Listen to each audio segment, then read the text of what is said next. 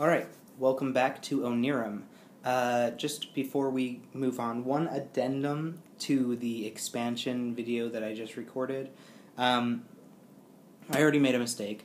I was misremembering, and I mixed up the effect of the towers when you discard them. And I got a little swapped with the Happy Dream cards. When you discard a tower, you get to look at whatever number of cards printed on the tower, and then put them back on the top of the deck in any order. You don't get to discard any cards. The Happy Dream cards are the ones that one of their effects is you can discard any number of cards from the ones that you peek at. So just be aware, that was my mistake. Always read the rules, don't take my word for anything, really. Okay, Onirim. So, the game of Onirim is a game about dreams. In Onirim, you are trapped in sort of a dream labyrinth, and you have to escape, and the way that you escape is by finding the 8 dream doors. There's 2 of these doors in each color, and the 4 colors are brown, green, red, and blue.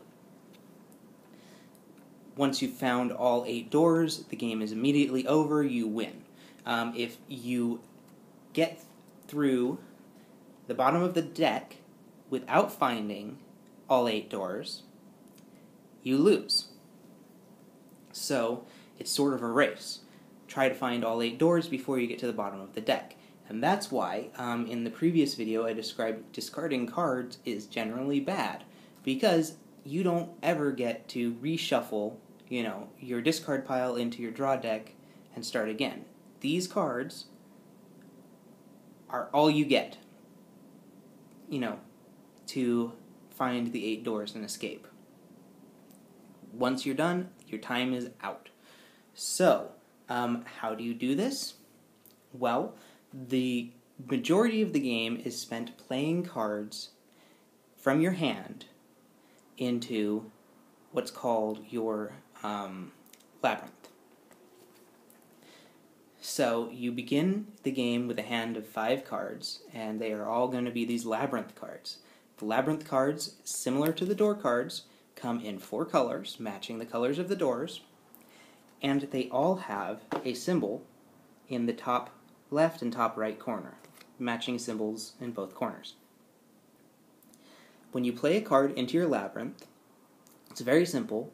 You just put it into a row in front of you that grows ever longer as you play the game, and the only rule is that the card that you play cannot have the same symbol as the card that you played last time into the labyrinth. So if my labyrinth currently showed a sun and then a moon, the last card I played was a moon, I could not play another moon. I could play another sun, or I could play this key. Now, as soon as you've played 3 cards consecutively of the same color into your labyrinth, following the rule that they have to alternate symbols, so it could be sun, sun, moon, moon, key, sun, etc., etc. As soon as that's happened, you get to search this deck of cards for the matching colored door and put it in front of you as a door that you have discovered. So the main path to beating the game is playing cards into your dream labyrinth to discover the dream doors. Let's say I've done this and I then play another brown card. I don't immediately get to discover the next door. I have to play another 3 consecutive cards of the same color in order to discover the next door.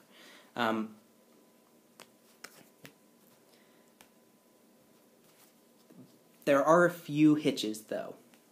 First of all, there are these nightmare cards. And the nightmare cards, there's, how many of them are in this deck?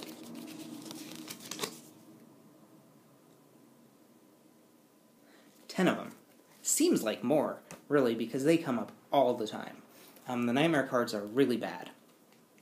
When you draw a nightmare card, I guess I should say, you always have a hand of 5 cards. As soon as you play a card, you then draw back up to 5. If for some reason you play more than one card in a row, or you discard multiple cards from your hand, you draw back up to 5 before you can play another card. So you always have to have 5 cards in your hand before you can play a card. If when you're drawing back up, you draw one of these nightmare cards, bad stuff happens. And basically this is one of the 2 decision points in the game. Well, 3 decision points. So, when you draw a nightmare card, you have a choice. And I'm reading straight from the rules to make sure I don't mess anything up here. You may discard a card from your hand showing the key. Now, these key cards are very powerful, as I will describe shortly, so this is generally not what you want to do, but sometimes, you basically get to deal with the nightmare scot-free. Just have to get rid of one card from your hand. And that would be a situation where you've just played a card, you're drawing back up, you get a nightmare card, you discard a key card from your hand, so now you have to draw 2 more cards before you have your hand full of 5 cards again. Alright, discard a key card from your hand, and then you get to discard the nightmare card along with it. Or, you can place a door card that you've already discovered into your limbo pile, and the limbo pile is just a term that the game uses to describe cards that are going to be shuffled back into the deck. So basically, you're shuffling this back into the deck because of this nightmare. That is an option. I will just be straight with you. I never do this. It might be a good strategy. I never do this. I guess one reason you might want to do this is, let's say you know that there are hardly any blue cards left, and you haven't discovered the last blue door yet. But you know there's a ton of red cards, and you have 2 red doors.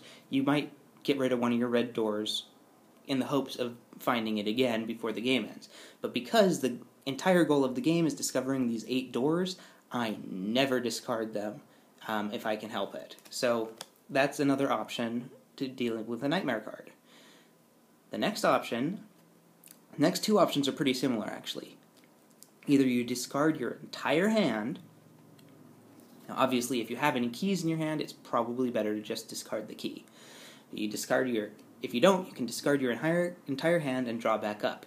And the benefit to this is that after you've discarded your entire hand, when you draw back up, if you draw another one of these nightmare cards, you don't have to deal with it. It gets shuffled, it gets put in your limbo pile, and shuffled back into the deck eventually. So,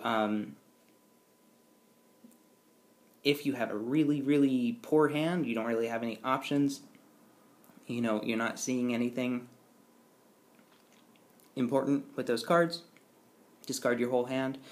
I generally choose this option, or this other option, which is revealing the first 5 cards of the deck, and any labyrinth cards, which are these cards, basically anything except for the nightmares and the doors. Any labyrinth cards you reveal from the first 5 cards get discarded. So, this is another option that can be good.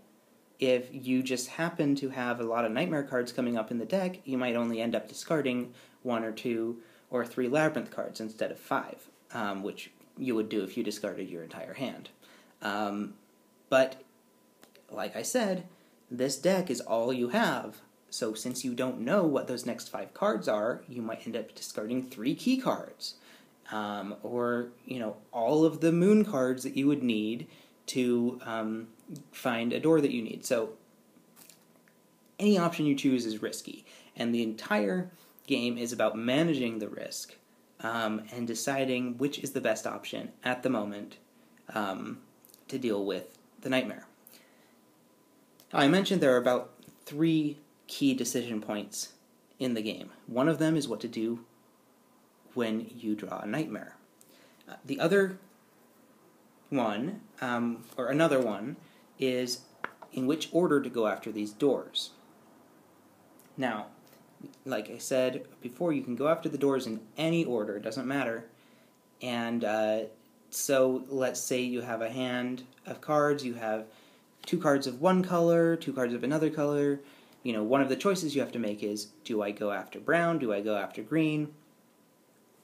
Based on the cards you have in your hand. This is generally a pretty obvious choice, but sometimes it's not. Like, say you've already played 2 brown cards and you're just not drawing brown cards.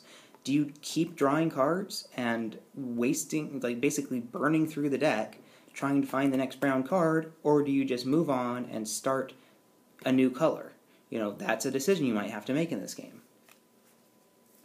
The final major decision you have to make is what to do with your key cards. Now, I mentioned these are really powerful. One option with a key card is to hold it in your hand so that when you draw a nightmare card, you can just discard the key card along with the nightmare card and move on. However, there are a lot of other things you can do. If you are holding a key card and when you're refilling your hand, you draw a door card, because these door cards are shuffled, just like the nightmare cards, they're shuffled right into the deck. If you draw a door card and you happen to be holding the matching key card, you can discard the key card and discover the door immediately without having to play cards into your labyrinth. Now that is huge.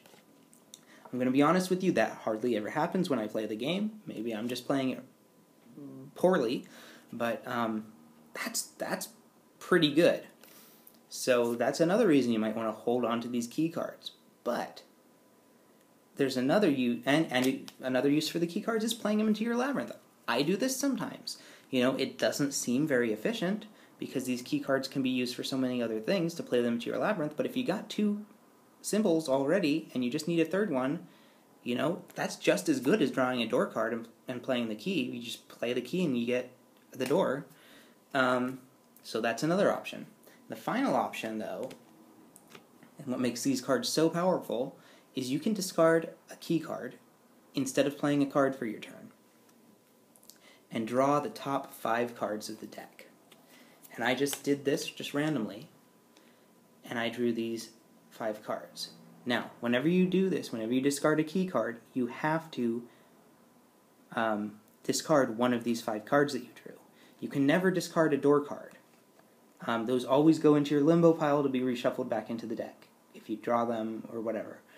But you may discard this nightmare card. So, similar to if you just draw a nightmare card and you can discard a key to get rid of it, you can discard a key to look at the next 5 cards, probably get rid of a nightmare card if you're lucky, and then put the cards back on top of the deck in any order you choose. So let's say I'm working on red, I could do this, and I say, oh, there's a red card, I'm going to put that on top. And then I don't need green right now, so I'm going to put this door under it, because whenever you draw a door, you put it in your limbo pile. And then you keep drawing until you get something that you can actually put into your hand, which is only labyrinth cards.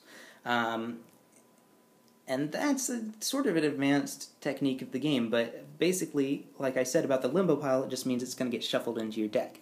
As soon as you've refilled your hand, you take all the cards that are in your limbo pile and shuffle them into the deck. So, if you've looked at the top cards of the deck, and you know that you don't need any of them, you can pretty much force a shuffle of the deck to hopefully bring a better card up toward the top. Like I said, that's sort of an advanced strategy of the game, but free tip. Alright. So, those are the basics of Onirim. There's, a few other tiny rules, like, you don't have to play a card into your labyrinth every turn. You can discard a card, even if it's not a key. And you might do this because, you already have 2 brown cards and you don't have any more brown cards in your hand and you want to just play the next card into your labyrinth, have it be a brown card so you can discover the door. So you can just discard cards from your hand, hoping to draw that next brown card. Like I said, that can get a little dangerous, so you have to be aware of when, you might be better off just switching to a new color and just, saying to hell with it with the 2 brown cards you've already put down into your labyrinth. This might sound a little bit complicated. I'm going to run through the game now. I'm going to, again, stop this video, upload what I have to YouTube, run through the game now, and hopefully, as I play through the game, you'll see exactly what I'm talking about. It's a really simple game, plays in a very short amount of time. I'm looking forward to it, so I'll see you there.